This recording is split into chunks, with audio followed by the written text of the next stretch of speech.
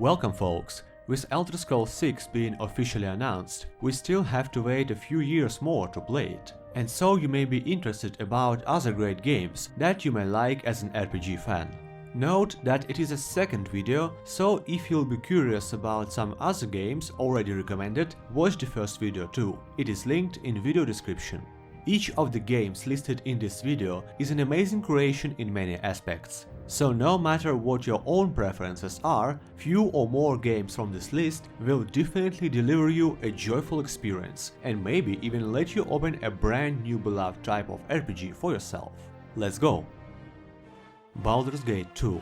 One of the progenitors of the RPG genre in overall, Baldurs Gate is a game everyone should play through at least once. It delivers amazing roleplay experience, with vast amount of dialogue options and outcomes, and still easily outplays most of the games released almost 20 years later. Classic fantasy setting, strict following of Dungeons and Dragons rules, and a game world with really huge environments as for those years, and over 290 quests. All that can easily give you up to 150 hours of pure joy. Have you ever interested what gems like Divinity Original Sin 2 or Pillars of Eternity took their inspiration from? Well, it is right in front of you. Dragon's Dogma. This game's storyline is rather vice versa in terms of being good. It looks so copy-pasted from various cliches that it often looks just ridiculous. Yet at the same time, the game world and gameplay combined somehow make you don't give that any attention, as combat itself and beautiful open world simply don't leave you much time for this. Highly dynamic combat with badass animations, spells, skills, monsters, bosses, and genuinely unique system of party structure based on both free to develop and static classes gives a nowhere else met character building and fighting experience. And the vast open world wilderness, drawn in a mix of JRPG and Western prototypes at the same time, gives you a journey you'll be not able to experience through any other game. Deus Ex: Human Revolution. While not being directly an RPG by claiming a genre, this game can give you better RPG experience than majority of modern games that are calling themselves an RPG. It took everything great that original Deus Ex had and placed that on a modern engine rails. Wanna shoot? Wanna hack some terminals and get yourself robotic buddies? Wanna be able to solve the task in multiple ways? Want a deeply edificatory dystopian storyline in close future cyberpunk setting, and moreover want all that together seamlessly. A unique mix of not just shooter and RPG, but at least 5 genres in total, Deus Ex: Human Revolution is an exemplary success. Chroma Trigger. The oldest game in today's list, quarter-century-old Chroma Trigger is a shining example of how human talent and passion is something not affected by time at all. A pillar of JRPG genre and probably still the biggest Square Enix achievement. A seamless game world with billions of encounters, which somehow are always exciting, yet not a chore. Challenging combat that teaches you think tactically, amazing time-traveling storyline, its beautiful, inspiring courage of young protagonists, simply bewitching art style and soundtrack, and 13 unique endings involving deep replayability makes Chroma Trigger not just one of the best JRPGs ever made, but one of the most prominent games of all times. Pillars of Eternity. The interesting thing is how not unique this game is. Yes, it simply doesn't have any innovative elements in it, yet it has something else.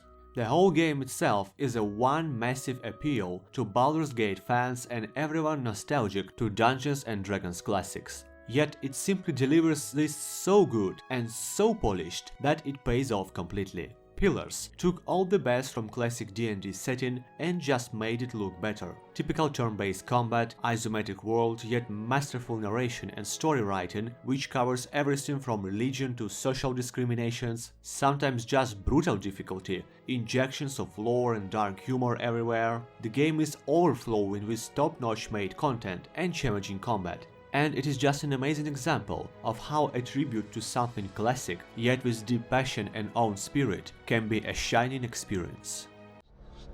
Hear me, Woodica. Your servant calls for aid. Locke 10!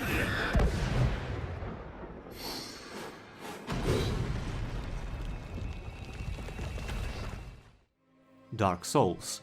There is rarely a game series that made such a deep impact on gaming community and made so many butts to burn as Dark Souls did.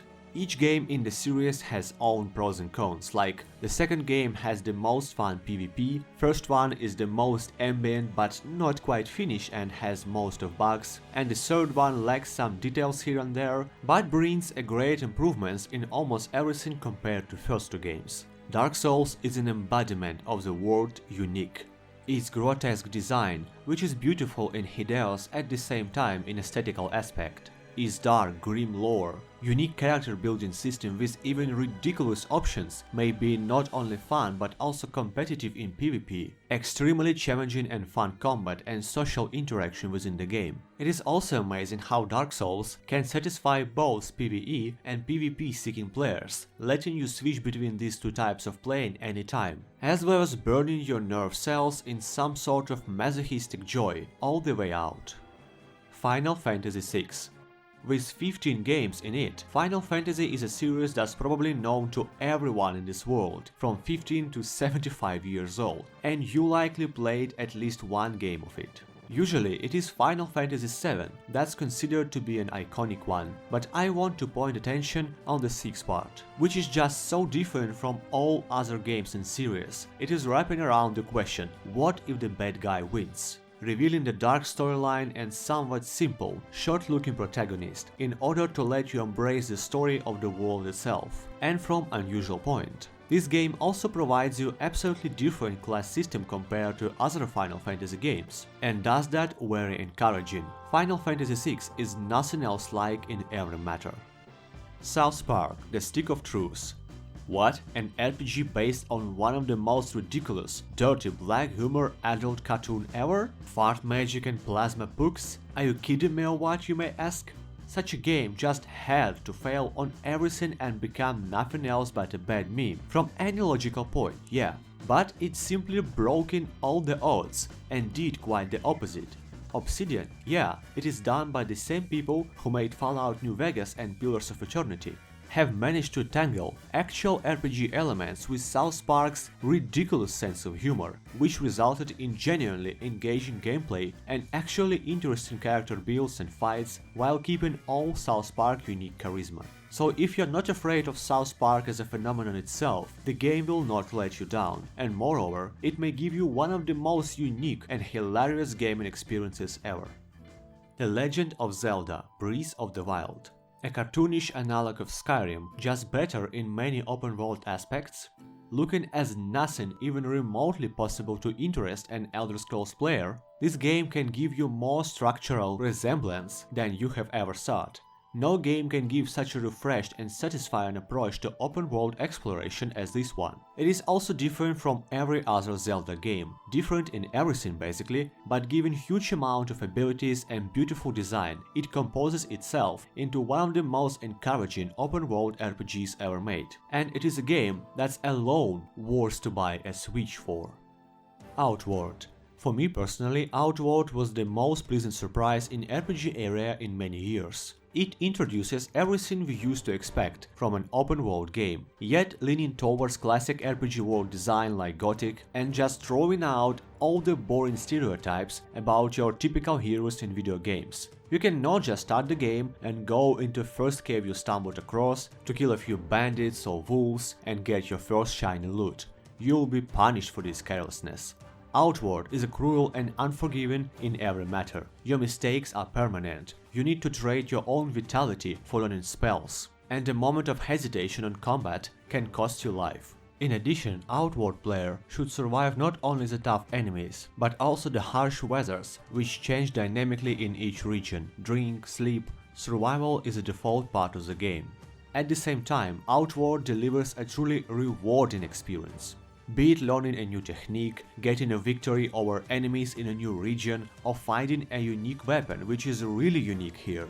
This game took a huge risks of mixing modern game design with old school dogmas, yet added many own inventions, and while there are of course many annoyances here and there, the overall result is a truly unique game, which achievements vastly surpass its disadvantages. Outward is a fully worth its moderate $40 price and easily beats up many AAA titles single-handed.